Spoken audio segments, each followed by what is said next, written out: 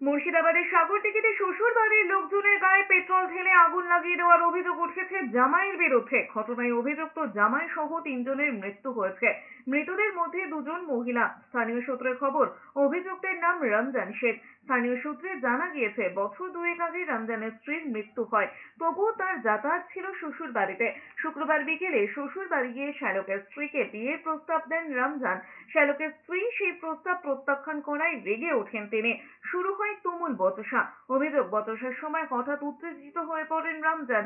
এরপরে শ্বশুর বাড়িতে আগুন লাগিয়ে দেন তিনি।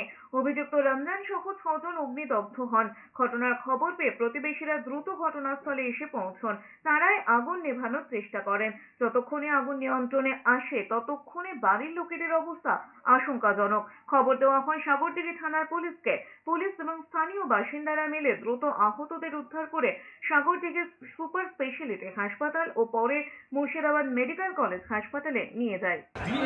ওই জামাইটা, যে বড় জামাইটা 2 বছর আগে আমার স্ত্রীটা মারা গেছে, সেই জামাইটা এসে যাই হোক একটা কি নিয়ে এসেছিল, আর বসেছিল ওই সেই মধ্যেখানে মেরে দিয়ে ও পড়ে গেছে। ও হাসপাতালে ভর্তি আছে, সুপার হাসপাতালে 12-13 জন ভর্তি আছে। মানে রাস্তা দিয়ে যারা যাচ্ছিল তারাও আগুনের ছটা পেয়েছে। মানে কী আগুন ছিল, যা পুড়ে যাওয়ার তো পুড়ে গেছে বলে